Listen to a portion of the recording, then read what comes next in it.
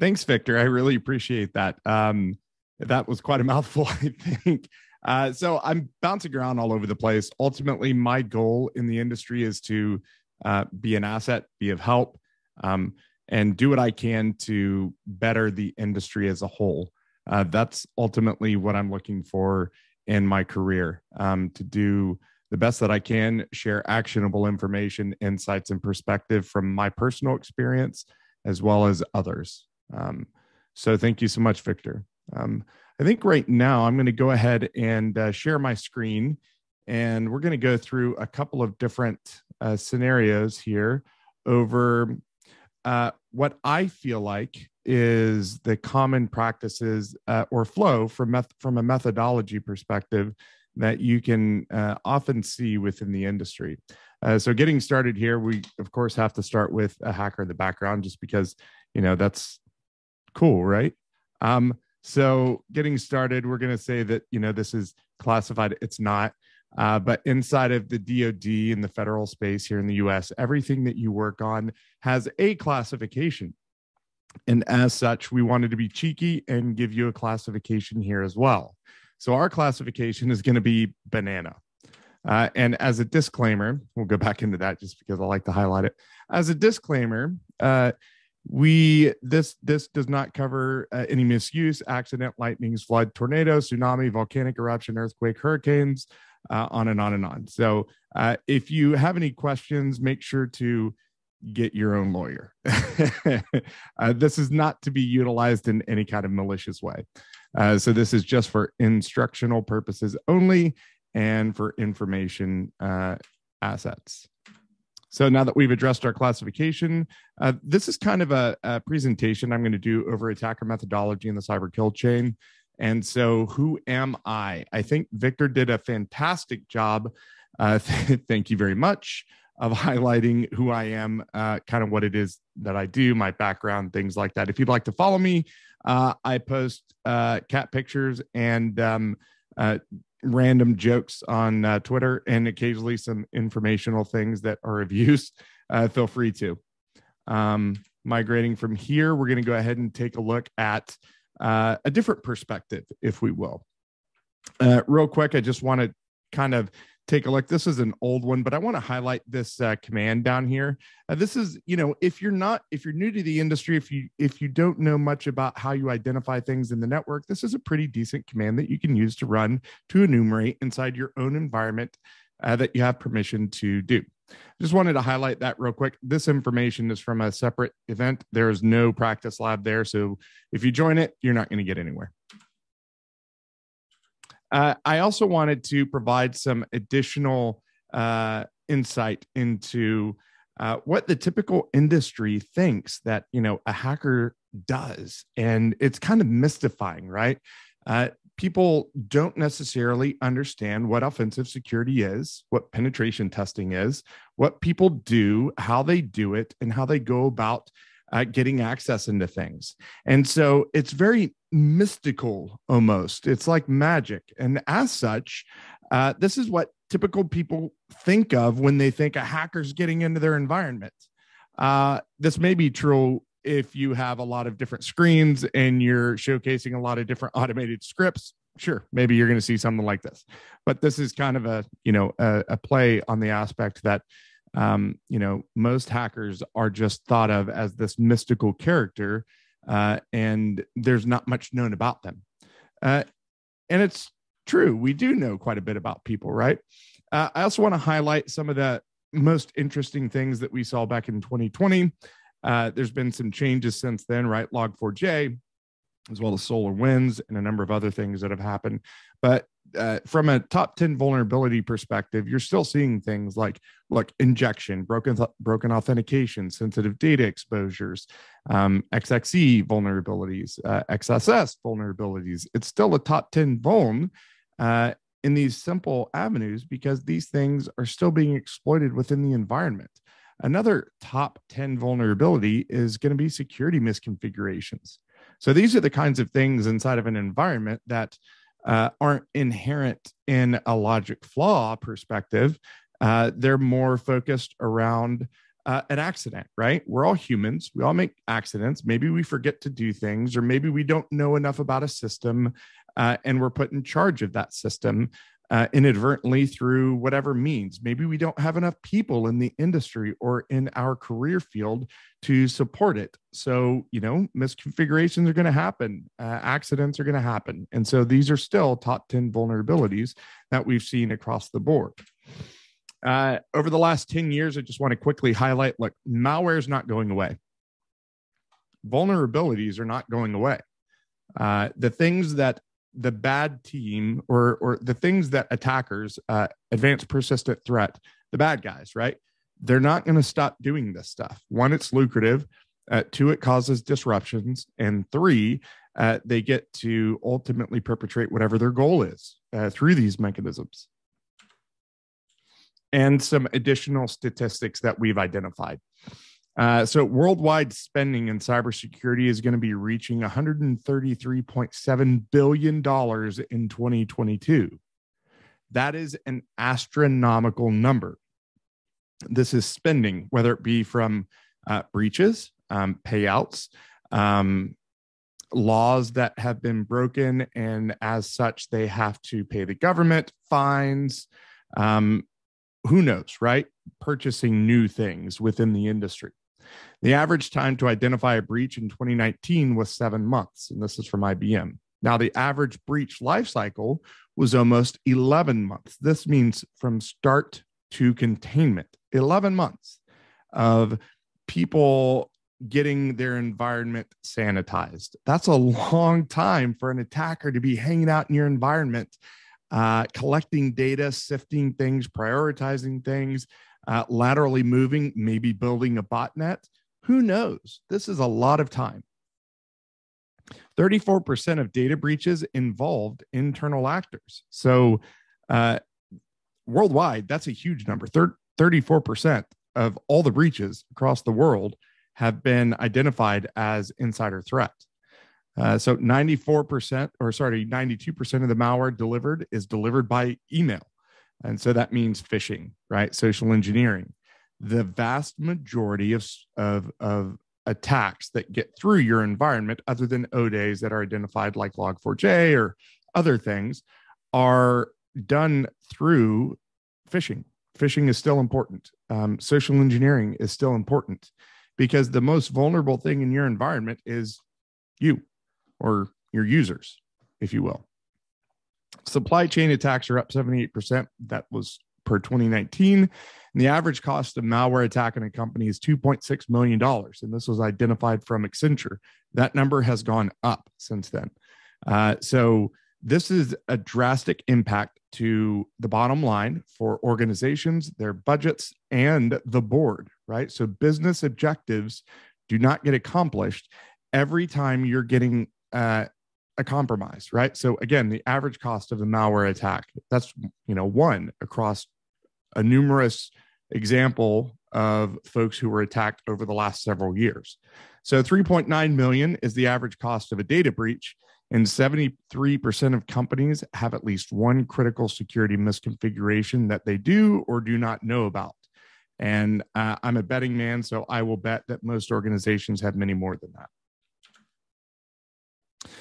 Migrating from this, we're going to go ahead and get into sort of our methodology, right? Which is going to be the cyber kill chain. And so from the cyber kill chain, what does that mean? What is it? What does the cyber kill chain do? Well, the military describes the phases of an attack as a cyber kill chain or kill chain, the process by which a threat actor would build a plan or strategic process to effect a specific goal or end state against its target. Ultimately, it's a framework to build an intelligence-driven model to analyze the steps an attacker takes, whether they're completely obvious or not necessarily obvious, right? So this is the attempt of the industry to break these things down into a process where you can identify and potentially stop an attacker at each phase. And if you can't, then what mechanisms can you put in place to help identify you that this is going on in this particular phase, or identify and flag upon this stuff, right? Threat hunt teams, blue teams, security operations, logs funneling back into a central repository that you can identify and then action upon, and a number of other indicators that would give you the idea that an attacker is doing something, and this is the actual phase that they're probably at based off of the actions we're seeing within the environment. So that's kind of what a kill chain is. So starting up at the top, we're going to take a look at reconnaissance. And if this is done correct, you're most likely not going to be able to identify this initial phase.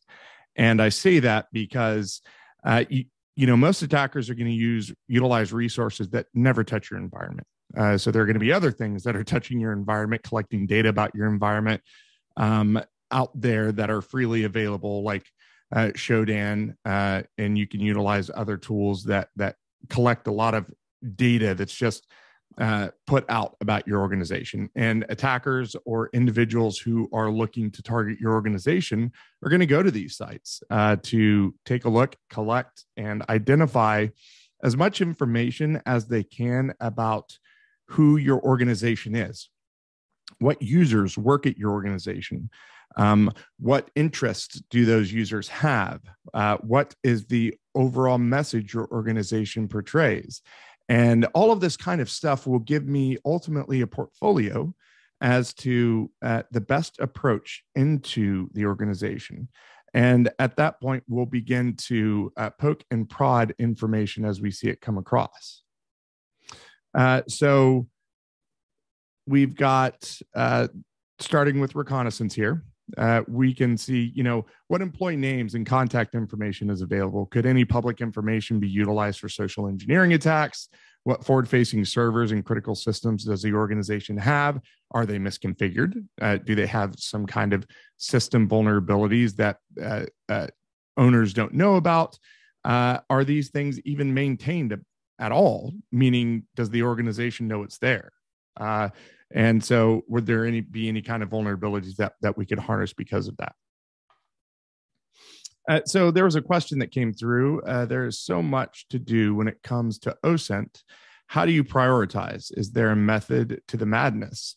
Ultimately, I would say yes. And we're going to kind of jump into that a little bit here in a second. So some of the examples, right, of conducting open source intelligence gathering are going to be, again, collecting server information, what IP addresses or assets are out there, conducting an asset discovery of the landscape that the organization has. Next, we're going to funnel it into what kinds of users do they have? Are they advertising themselves on social media? If they are, what kinds of information are they sharing?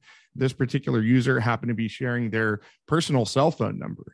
And if I'm an attacker, then I'm going to go ahead and take a look at this. And maybe I can also do some OSINT over this particular individual, see what interests they have, what kinds of things they're into. If they've ever posted on some sort of shared online website that sells things, maybe they're looking for something. Maybe I can be the person that gives them what they're looking for.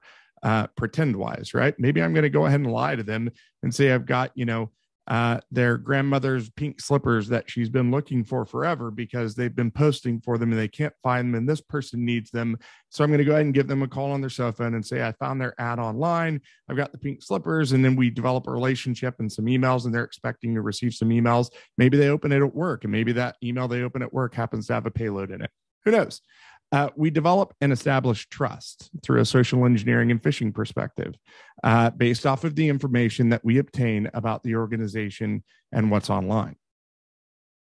Other things can include conducting Google dorks or targeted searches to be able to identify more information about users, what they're interested in, what the organization does.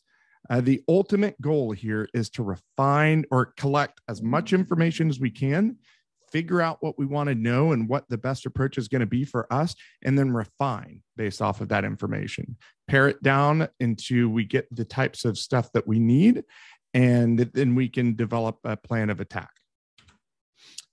So common tools. By the way, this is a reference from a movie. If someone can name this movie that this comes from, you'll get a bunch of cool points at the end of the deal. So we've got reconnaissance tools, common reconnaissance tools, Maltego, the Harvester, Recon NG, Focus, Spiderfoot. Spiderfoot's a really great tool, by the way, if you want to take a look at it. More living off the land or internal things, right? Like Nmap, curl, SSL scan, who is common tools that you can find in industry-driven tool sets that are available out there. So migrating from the reconnaissance phase, we're going to go ahead and jump into our weaponization phase. So this is the development of a cyber weapon that's based upon the reconnaissance information that we've brought back about the targeted systems. These are things that we've predetermined that we're going to focus on, and we're going to narrow our search into. And this gives us additional information about what it is we need to prepare for our attack. So examples could be, we're going to prepare some malware. What kind of malware? Maybe it's going to be a specific virus. Maybe it's a code injection flaw. Maybe it's cross-site scripting. Maybe it's email or phishing campaigns we're going to go ahead and move forward with. And maybe there's a misconfiguration that allows us to exploit specific vulnerabilities inside of the asset. Who knows? The biggest thing is choosing the appropriate weapon is critical here, because that's going to determine how you're identified, whether it's successful, whether it's not. There's a lot of things that are pivotal here, and you have to have the information to be able to adequately target your scope. Don't get me wrong. Look, there are entities out there that just scrape the internet for specific vulnerabilities. They find them and they shoot off another payload barrage of spraying attacks. And maybe they're going to get lucky on some of them. That does happen. Those are more script kiddie-ish, and those are going to be identified, flagged. And if you're not taking proper procedures, you're going to be identified and you're going to go to jail. So I don't recommend doing anything like that, right? This kind of stuff that you're going to be doing should only be done in systems that you have permission to do these things into. This process here is more of a really refined systemic flow in that what you might be able to do in each phase.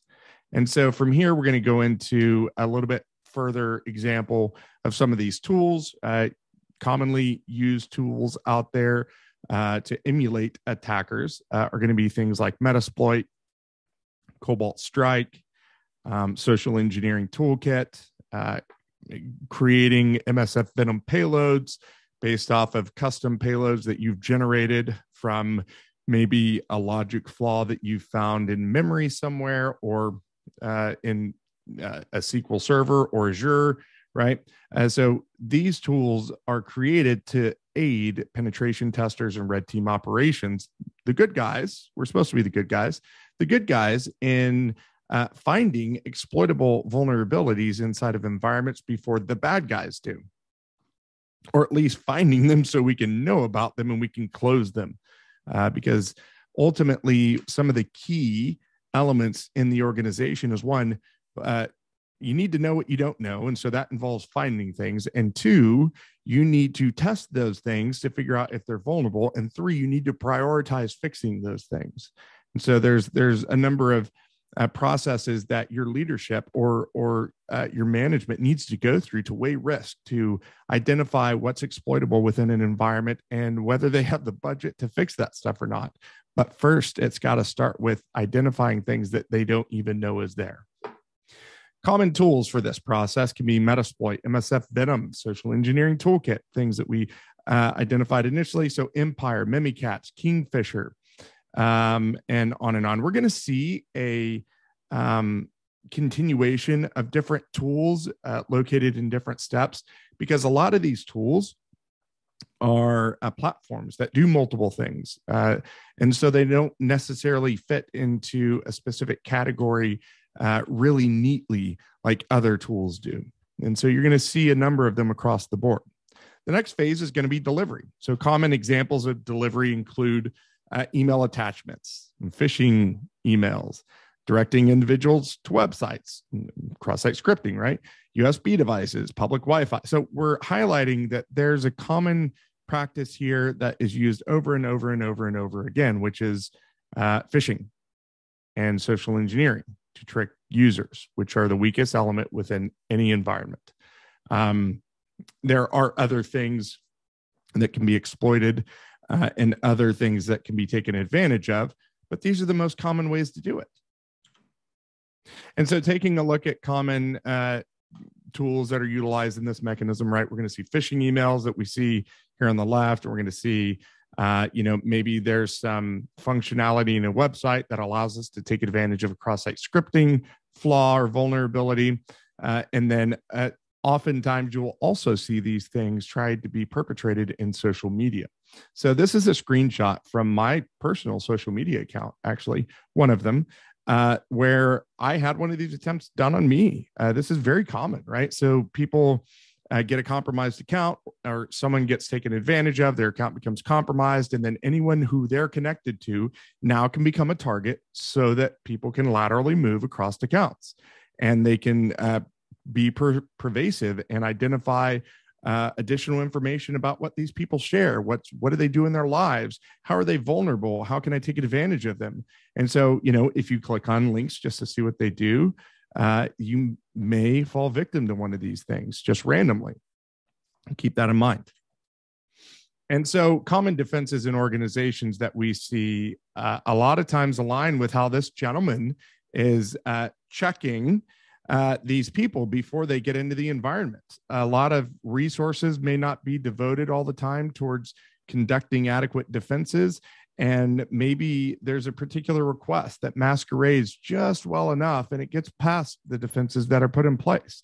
You can't solely rely on these things to protect you within your environment or within an external perimeter, right? You can have really hardened environments, and there are some organizations who do have multiple levels of defense in depth that are put in place from the outside to the inside, and it is exceedingly unlikely for an attacker to get in from that mechanism.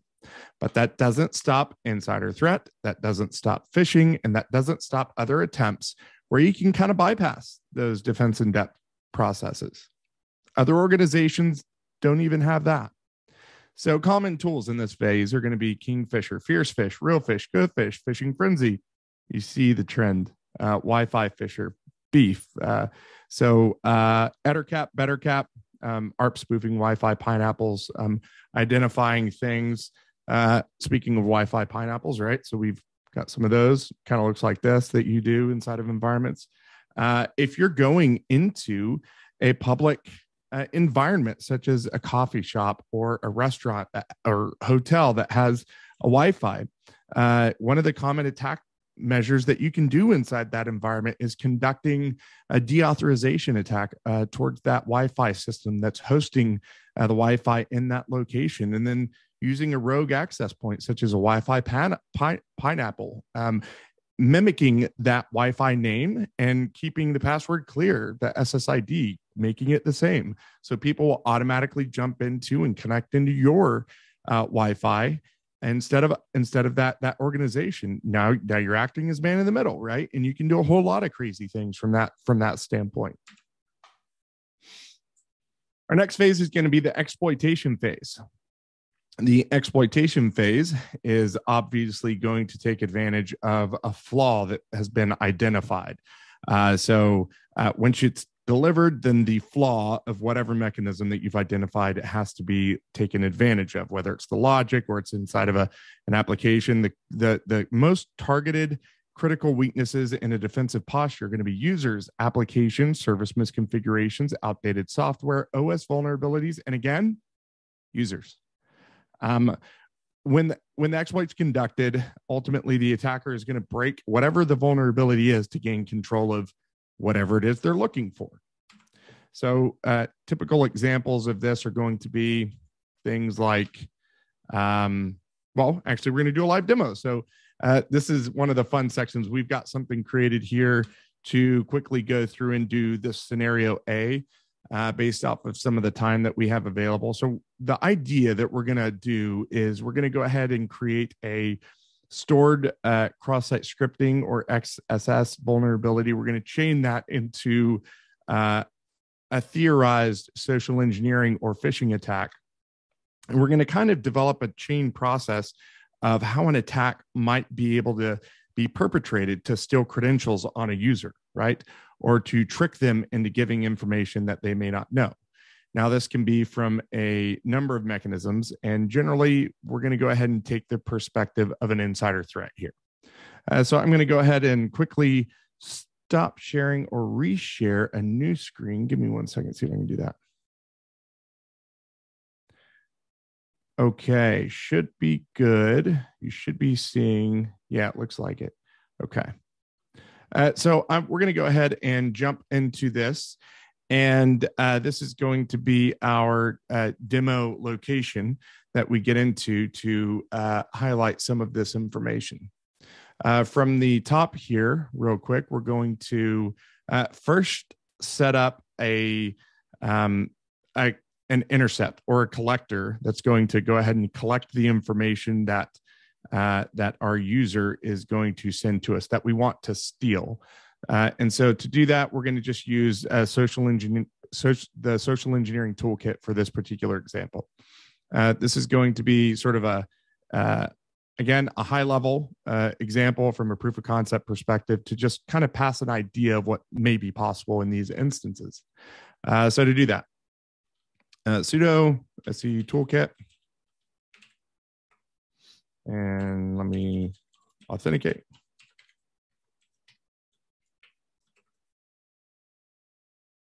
Perfect. So we're going to choose option 1 for social engineering attacks, option 2 for website attack vectors, option 3 for credential harvester attack method, and option 2, again, for site cloner.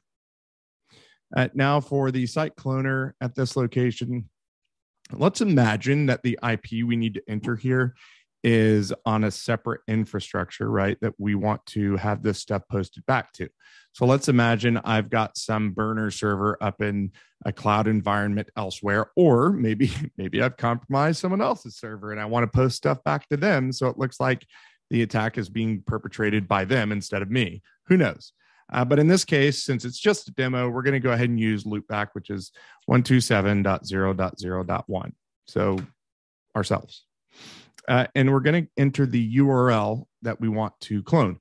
Now, I've already got an application stood up here, which is going to be our demo test application. And this application happens to have a DNS or URL of synac.attacker.com. Now, we're going to go ahead and put that in because, again, we're pretending like we're an insider threat here. So the idea is I'm an insider to this organization, and I already know about this application, and let's presume I've already found a vulnerability, and I'm just trying to set up my infrastructure so I can leverage and take advantage of this vulnerability for others because I'm a bad guy that happens to work here and I want to steal information or stuff. So the URL we're going to be using is synac.attacker.com, and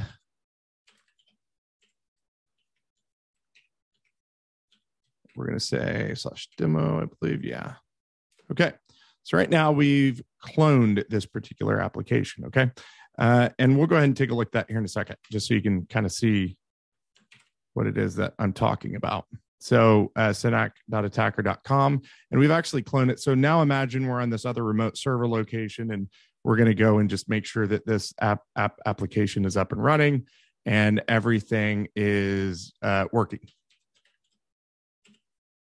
There we go. And it is. Okay, synac.attacker-fake.com. So now further, let's just imagine, again, that I'm able to utilize ASCII characters from a foreign language to, from an English language perspective, generate a URL that looks exactly like this one. So synac.attacker.com. So the domain synac.attacker.com is already taken. I can't register that domain, and I want it to look authentic. So what do? Well, there are foreign characters that you can utilize on a number of ways, and you can register those foreign characters. When they translate into ASCII, into the American language, they look like these characters. And so we can, in essence, spoof the synac.attacker.com domain. I still needed to highlight something so you could tell the difference. And so we've got -fake in here so that you could see that it is in fact different. but we wanted to showcase and make sure this is up. It is. This is being served from our cloner here, which we have running. You can see I've got a 200, which means that I've gone there. Now let's go ahead and focus on our attack. So let's authenticate. We're going to set this up as the attacker. We're going to go ahead and authenticate. I've already got the credentials pre-saved here. So we're going to, real quick, before I log in, I want to showcase something else. If you happen to be saving your username and password into your browser, I wouldn't rely on that being a safe mechanism, especially if others have access to your machine in some way or another, or you happen to leave it unlocked, or you lose your machine and maybe it doesn't have adequate protections put in place, like you don't have your BIOS locked down or you don't have your recovery mode secured. And so through those things, I can actually unlock your account from the back end and then maybe come into your browser, and anything you have saved, though I can't see it, I can still get it because it's stored locally. And if it's stored locally, I can actually unhide this. So let's go ahead and inspect this and I'll show you how. One of the ways is we can take a look at this, what's stored locally, and we can see that we've got an input class of a login input and type password. Well, let's just change this type password to type text, and let's unhide what the password is. In this case, the password is password because demo application that's on a secluded server. So that's how you can unhide something if it's stored locally and you're storing passwords inside of your own browsers. So we're going to go ahead and click login here and log into this application. This may look familiar. I took a well-known application that's been out there for a while and just kind of changed some stuff in it. For this particular example, we're going to be using cross-site scripting and from a stored perspective. So, but let's imagine, right? Again, we're inside a threat. We come across the web application, happens to have some input fields. We're going to be doing some fuzzing and some testing to try to figure out what's here. Just real quick, I'm going to go ahead and bring up this console, and we're going to take a look at the network function just so I can watch the requests as they go by. We can see some here, right? And so real quick, what we're going to do is to initially test it out. We're going to just kind of type in something, right? So we're just going to type in test and type in test, and we're going to sign the guestbook that we've identified. And we see it's going across here. We can see the request that was sent, test, and we get a response over here. And inside of here, we see that it is also putting it into the field of the HTML. So test. Okay, that's fine. And we also see something else here that was mentioned a moment ago, which is it can't be empty, right? I believe there was something that said that. And so we're just going to go ahead and leave it empty and see what it does just to watch it go through real quick. So sign guestbook. Okay, so name cannot be empty. So there's a couple of things that are immediately indicated here to me. One, I'm going to highlight something. We see that there's JavaScript being utilized on this page. If you go through the HTML of this page, you can also see some of the calls being made up here at the top for other libraries that are utilizing HTML. And we're going to quickly see this. So we see that there's a JavaScript page that's called, and there's an evaluation that's done that does a window.open URL, and it highlights a few things, right? And so there's some JavaScript being utilized here, but are they doing any kind of filtering and sanitizing for those things? And so we're going to do kind of another test, and we're just going to put in some special characters to see what it does real quick.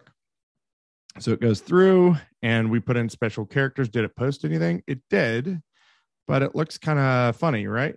Why does it look like that? So let's go to inspector and let's take a look at this location. And we see that the guest book is signed. It's signed in that location. So let's go ahead and take a more in-depth look at this through a different tool called Burp Suite. And we should be able to see this. And so before we jump into that, I'm going to turn a proxy on that I have pre-configured for Perp. And just to kind of showcase what this is it's just going to loop back on port 8080, which is what Burp uses. And so we're just going to go ahead and turn this proxy on real quick. to showcase this vulnerability or to showcase some stuff that we're doing. So let's type in test and just kind of see what it does. And it catches it for us here in intercept. And we can see, let's just go ahead and try to just do a basic, script alert one. Or actually, let's make it fancy. Hello, everyone.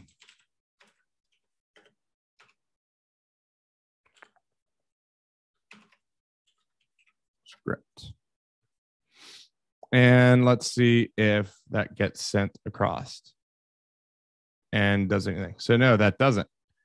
Let me check something here real quick. Oh, well, we want to make sure to showcase this as an example. It's currently set to an impossible level. So I wanted to showcase something simple, which is, sending in something across to maybe have something flag, such as like hello, and really simple applications that aren't doing any filtering or sanitization will also have it come across as an alert that you can use super easy, right? So a super easy one is, again, hello, everyone. And this just lets you know what they're kind of doing in these locations, whether they have any protections in place or whether they don't. In this case, it's set to low, so no protections, no sanitization, no filtering sort of thing happening. And so we kind of see that stuff, right, happen over and over and over again. And inside the environment, what kind of application is being secured? Like, what can we do with this kind of a thing? Well, we can do a number of things with this. And one of those is the examples that we're going to do. So I'm actually going to change this now again to something a bit harder. Say they are doing some filtering and sanitizing of these applications. And let's go ahead and reset this, because every time we go to that location, it's going to pop up. And now let's go back here to the stored. So now it's kind of reset, make sure we're back on a higher level. Cool. So now we pretend like we've got an application that's doing some sanitizing, some filtering. And let's just try to send something across again and see what happens. We'll send test, and we will put this back into an intercept mode, and we'll send it across. And then we'll drop back into here, and we'll try something simple this time, right? So again, let's imagine we're doing script alert one, and we're just trying to test this out initially, right? Before we ever do anything. And I'm going to copy this, and I will put that into the next one. Whoops.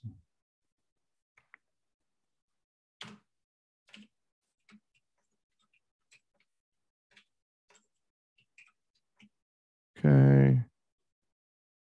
And we'll put this one in the next one too, because they're both input fields. We just kind of want to see what's going to happen. And we'll look at the results as they come across real quick. And we'll go ahead and turn that off. And we'll go into this HTTP history. Does anything happen? It doesn't. Resend. No, nothing happened. So nothing happened here, and nothing happened with the initial test. And why is that? And that's because they're filtering they're filtering for things inside of this application, which we can see highlighted right here, right, with the alert one that's filtering out the rest of the script that it contains. Now, we already know it's running JavaScript because we're able to see that. And we certainly see the flow and mechanisms that it's utilizing through the source code, as well as the JavaScript library file that's being utilized on the backend. So what do we do now? How do we bypass these things? Well, we can bypass it through filtering and evasion, or filter evasion through a number of mechanisms. There's a number of ways with JavaScript that you can try to bypass the way they're filtering or sanitizing, if they are.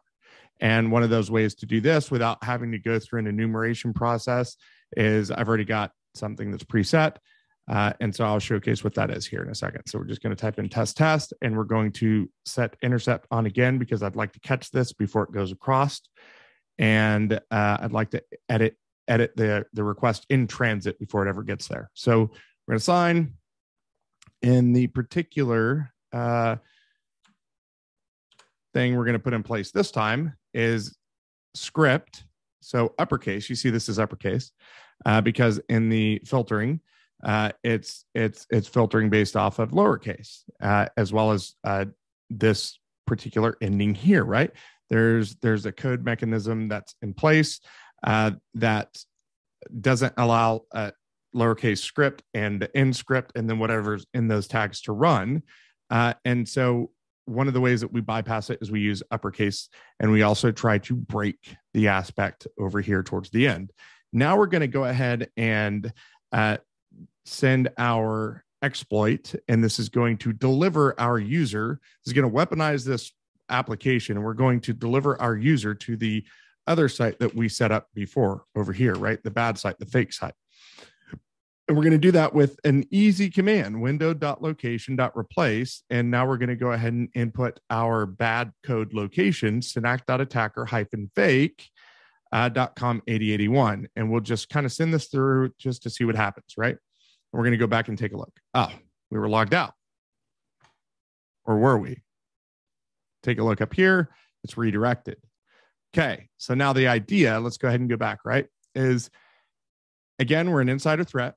Any other users who have access to this application will be navigating through this application.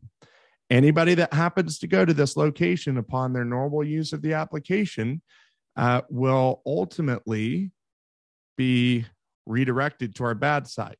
The idea here that most users are going to think, especially if we can clone this URL through foreign ASCII characters and make it look like our authentic website, they're going to think, oh, I was just logged out. Let me log back in. Say I'm Jeff, and Jeff happens to have administrative privileges, and I need Jeff's password to do some other things, right? Because what's the likelihood that people utilize the same password over multiple applications? What's that likelihood? I'd say it's pretty high. So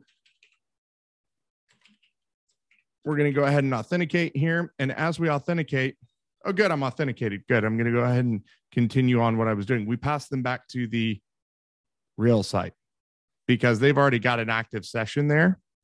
And that session keeps them authenticated. And in the background, they don't realize they're authenticated. And so when they put their password and their stuff into our fake site, we've now captured that and redirected them back to the good site seamlessly without them realizing it. Now let's take a look at some of the information we've identified.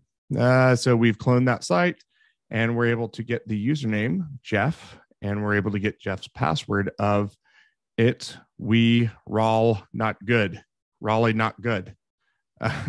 And so this is a login, and we also happen to get this user's token. So if we want to impersonate this session with this user's credentials, we can also do that as well. This is some information that we really wanted inside of this kind of environment, right?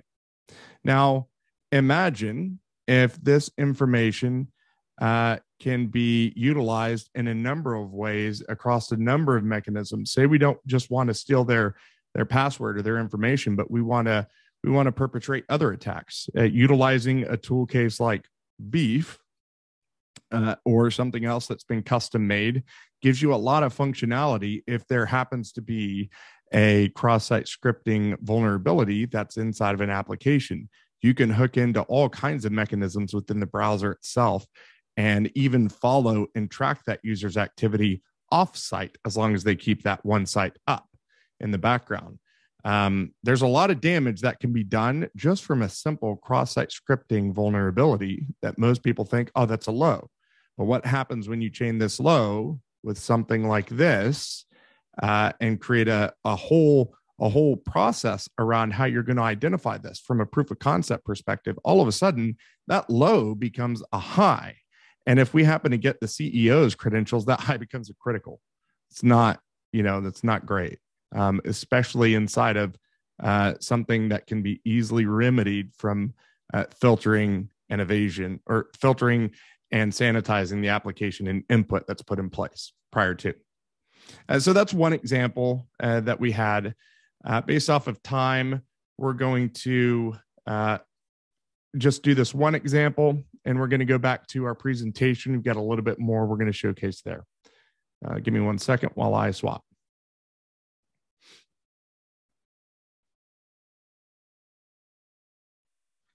Okay, so we should be able to see. So good. We just went through scenario A. Again, scenario A showcases what can be done through cross-site scripting. Again, imagine that URL to the bad location of the proper website. We can take that URL and pass it through phishing attacks, through social engineering attacks, through some of that reconnaissance information that we identified. We found out that they maybe wanted to buy grandma's slippers, right? And we know of the site where they can buy grandma's slippers if this is an externally facing website. So we're going to shoot them a link. And so they click on that link because we've established rapport at this point. And now they go to that site and maybe they're exploited, right? Who knows? There's a number of use cases that this could be utilized in. And it's also sort of a base example, right? This is not super advanced. This is just an idea following through the attacker methodology and kill chain process. We do have another example. We're going to skip that just we don't have enough time at this particular juncture. And we're going to move into some exploitation tools, commonly used exploitation tools. So Cobalt Strike, Mimikatz, Scapy, Meterpreter, MSF Venom, SQL Map, Python, Ruby, Ettercap, Bettercap, IDA Pro, Set, Beef, Ghidra, PowerShell. And then ultimately our main goal after we've gotten past a certain point is to live off the land, because the worst thing you can do, especially if you're an attacker and you're trying to not be found, unless you're conducting a penetration test, then it doesn't matter if you're found or not, because you're not trying to do lateral movement. You're not trying to do privilege escalation. You're not trying to do those more advanced things that you don't want to be identified when you're doing, such as, conducting red team operations or something along those lines. And so the next step is going to be installation. Now, I have a stop and report here and sort of a disclaimer, right? Because in conducting penetration tests, you generally don't move past this point. The goal in a penetration test is to identify as many exploitable findings within the environment or asset as you can. That's not the goal of a red team operations. That's generally not the goal of a nation state. And that's not the goal of malicious actors trying to target a specific organization, whether it be federal or smaller, right? Their goal is to find one flaw, one vulnerability, one thing that's going to get them the foothold that they need to get into the environment, to do privilege escalation, to do installation, to do lateral movement. And they want to be quiet. They don't want to be identified and they don't want to be found. So different methodologies, same tools, same techniques, same processes, but penetration testing teams always stop at identifying as many findings as they can. They stop and they report because they don't need to do anything else. If you do anything else past that point, that now turns into a red team operation, which is different. So going into, again, the installation phase, this is also known as the persistence phase. And so these are going to be the actions taken by threat actors to establish, a backdoor or persistence into the environment. And a number of these things that are utilized are commonly utilized, like task scheduler inside of Windows or the registry editor, creating a registry entry, or utilizing something in a cron job on Linux or something else, right? Being able to store something on a particular machine that happens to get executed upon restart or upon reboot, or maybe it's in the EUFI of a Windows system. There's a number of ways. Maybe it's in the firmware, right? The BIOS that initially kicks off a separate process that calls back to so a rootkit, right? That calls back to another system that gives you, again, persistence. That's going to be this particular phase. And so common tools and techniques for this process are a multitude of things that are out there and available. The main goal at this point, right? You're conducting a red team operation, or you're conducting a nation state emulation, is you need to live off the land. Some of the commercially available things out there have signatures written for them. So you're immediately going to get popped and you're going to be identified and people are going to know what you're doing. And so you need to live off of the commonly utilized tools so that you can emulate commonly utilized processes. So it's harder to identify what you're doing unless you're tracking probabilities and what it is people do across the board. So registry entries, scheduled tasks, Android rats, flawed Amy, etc. There's a number of tools that are available out there. Running a little bit short on time, so I want to be respectful of everyone's time today. And we're going to migrate from installation phase to command and control. This is going to be where we create botnets, issue remote commands, proliferate further into the environment. Maybe our goal is to become synonymous with the environment itself. You can imagine if you have an organization and you have an insider threat or an attacker, and they're creating a botnet within your environment. And they set up command and control servers, and then they set up proxy bots, and then they set up working bots. And you're not going to be able to find this bot master, get this attacker out of your environment very easily at all, because they're sending a command to the command and control servers, which is sending a command to the proxy bots, which is sending a command to the working bots to execute the command. And the likelihood of you identifying them from one of these operating is very low. You're going to identify one of these working bots. You're going to take that down. You're going to shut that off. You're going to take that off the network. But I've still got proxy bots, command and control servers, and several other working bots if I want. And that a lot of times this is a goal within the environment.